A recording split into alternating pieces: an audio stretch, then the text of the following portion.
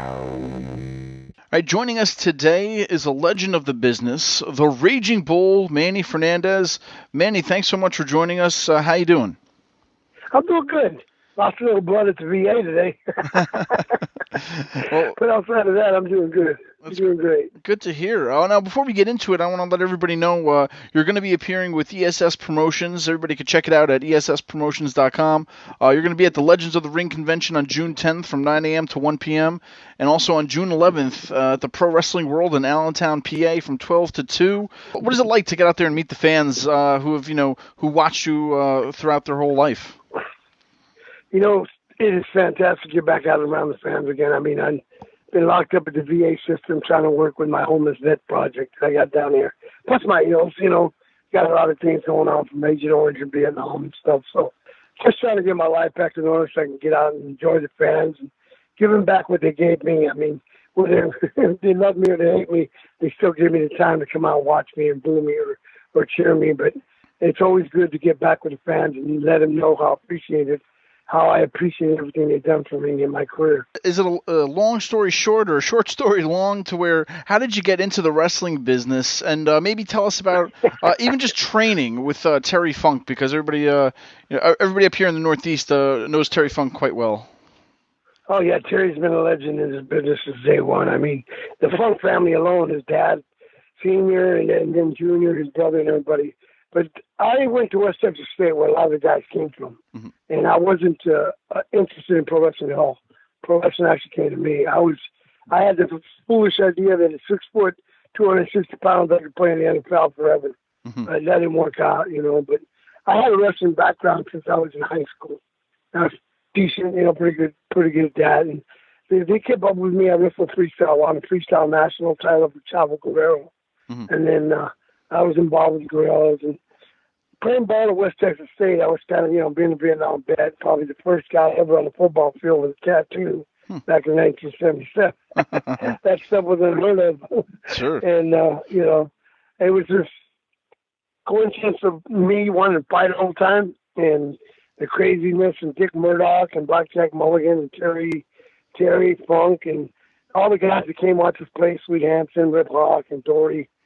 And they just took interest in me, and they kept bugging me about, okay, you're a great amateur wrestler, but let's do pro. And I said, I want nothing to do with pro.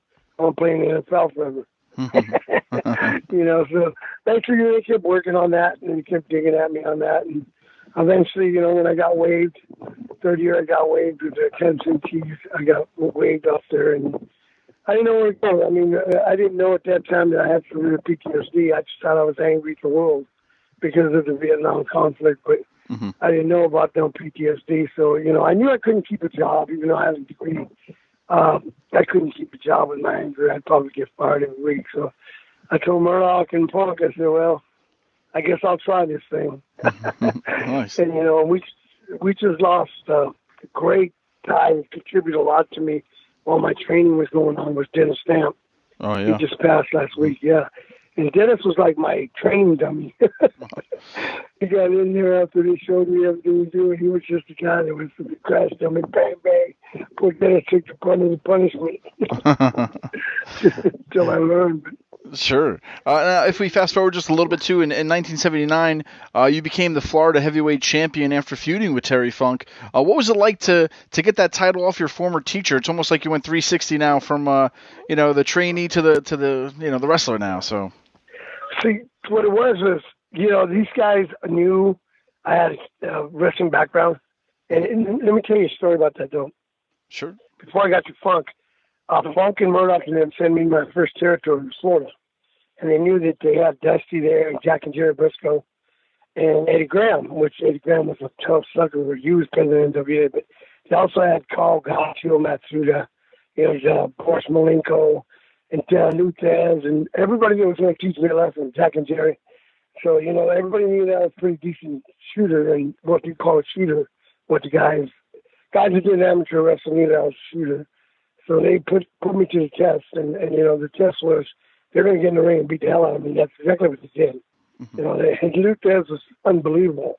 Not to mention Jack and Jerry and Gotch and Matsuda and the Boris Malenko and all them. I mean, all them guys tore me apart. But what got them is most of the people that tried quit, but I never quit. And Sure. that led up to the thing, being lucky enough to wrestle my mentor, and him putting everything on the line and fighting for that, dropping that strap to me. Definitely. He just told me, Graham, trust me, just give us our money. And I didn't know all that till about a year ago. I didn't know he took that kind of chance. And we've always been close. We've been together since 1977 when I was a junior at West Texas State University playing ball. And I had so much good memories of Murdoch and Punk and me and Mulligan, all in bars and bar fighting and stuff. But Terry put that on the line. And, one of the greatest things that I learned in this business when I was young, you didn't have no scripts or no nothing. You went out there, flew by the seat of your pants. Greatest thing I learned from 3 years was shut up and listen, kids. And I did. And I did. That's all. I listened. They guided. They enjoyed it. They told me, these kids can. Harley Race had more fun telling me how to do things to knock me out and hang myself. Jerry Funk was wild because but Harley Race loved doing things like, hey, kid, can you hang yourself? Well, I never tried it. Well, this is how you do it. And I do it, and he'd go, oh, the stupid kid did it. Nice. Speaking of some of these guys, too, you also formed a tag team with the late, great Dusty Rhodes, and you even won the NWA World Tag Team titles with him. What was it like? Do you have any fun stories with Dusty, too, back then? Oh, God. Dusty, I got so many stories about me and Dusty. Me and Dusty were so close. We had a love-hate relationship because I was always in the doghouse. I get so mad in the dressing room, slap the hell out of somebody, Tony Blanchard, Lex Luger, and I'd be in the doghouse. Everybody used to bet money Ricky Morton and see how long it'd be before a man got in the doghouse. But I love Dusty. He was my booker almost all my career. Everywhere he went, he took me. Of course, I was just pistol. If somebody got stupid, I went in there and showed him, hey, wrestling may be fake, but I ain't. If that's what you think, I'll show you I ain't. Sure. That was always just pistol. And me and Dusty, I don't know, it was great, and I think the best thing I had with Dusty was he just put me in check all the time. He never got over, when I got loud and got stupid and wanted to beat up everybody in the dressing room. He was control. He was control. He was a cool guy. He kept me in control, and he told me many times he would come to me and go, easy money. That was his nickname. He gave me that nickname in Tampa, Florida when I started throwing money, and he goes, I just got money. So he came out with, that's why I learned to do the lift, easy money, baby. So that was my nickname, easy money, because I drew money. But he'd always, some of the times houses would be packed, but it'd be flat, and it'd be real flat. And, you always want a good crew underneath you to set the table. We call it setting the table. Danny Brown, Hank Guerrero, Mike Davis, those guys can set a table. Heck, by the time you got out there, you could pick your nose and get over. But there was times we didn't have guys that could do that. It would be dead, and then Dusty come over and say, easy money, baby. You got to get them off their hands, baby. They're sitting on the hands, baby. Let's go do something goofy. That's right.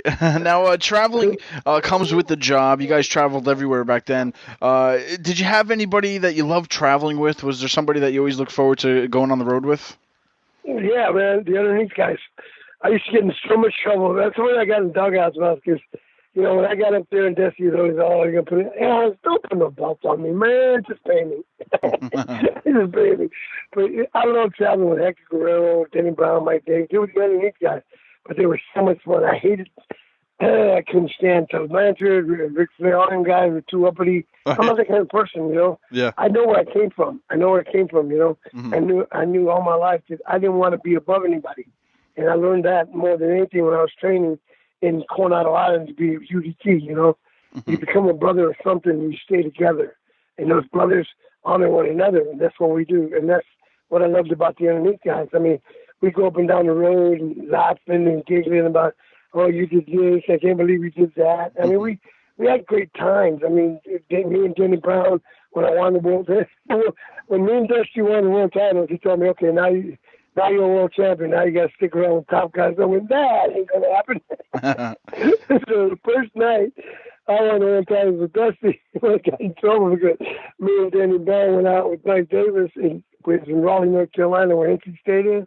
Yeah. And we had a good box fight against all the NC State football players. Sounds like a great time. Yeah, we had fun, man. We were beating the heck out, throwing it through windows. I got in trouble for that the first night I was one champion.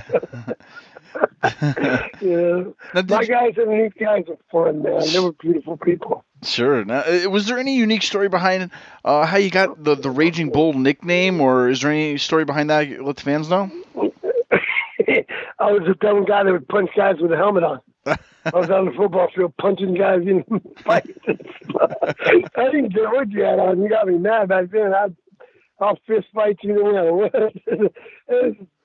Like, it's just that. I mean, besides punching people on the football field, it's game time, and when I get mad, I did stupid things too, like frat parties. They try to get you to join a frat. And one time I pulled the ribbon on all the frat guys. They thought they were going to pedal me and get me into the frat. I ended up reconning them, and I said a bunch of tripwires. So and they ended up in Burlak Saps pulling a horse dookie. So Murdoch, this guy's nuts. The funny part about that is I almost got kicked out of college before I started college. We showed up for football, 2 days of football at West Texas State. Besides, first time I ever saw Funk on a horse laughing at us running up to Buffalo Bowl. You got all the linemen.